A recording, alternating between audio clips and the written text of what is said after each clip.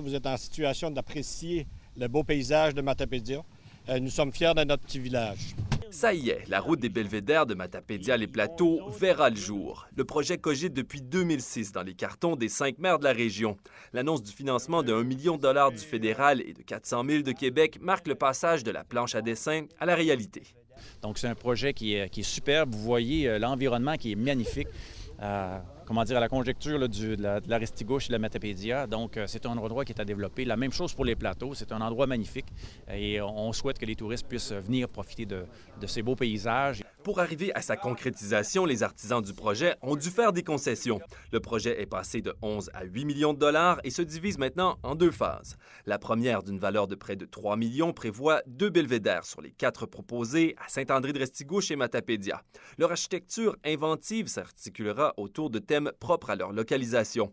On prévoit également la remise à niveau du Camp des Bûcherons, un centre de villégiature de Saint-François-d'Assise. C'était un peu le but, on avait dit, on va essayer d'être la meilleure MRC. On ne veut rien aux autres, sauf qu'on a dit, on va essayer de se démarquer. Puis je pense qu'un projet comme aujourd'hui, avec un projet à l'extrémité comme on a à Carleton, je pense que ça fait un bel effet d'attraction pour la MRC au complet. Avec la création de cette route touristique qui mise sur les points de vue spectaculaires qu'offrent les plateaux, les espoirs sont grands. 50 000 visiteurs seraient attendus chaque année, entraînant un chiffre d'affaires dans le secteur du tourisme de 600 000 $ et 90 emplois indirects. Un électrochoc pour les 5 villages dévitalisés. Il faut que la population embarque, là. Tous ceux qui ont des projets, là, on veut les voir, on veut qu'ils les sortent des maisons, là.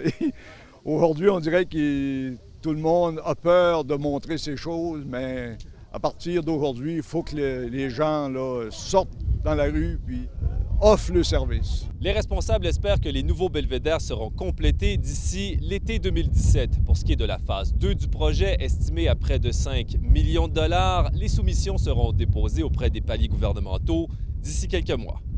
Alexandre Courtemanche sur l'actuel belvédère de Saint-André-de-Restigouche.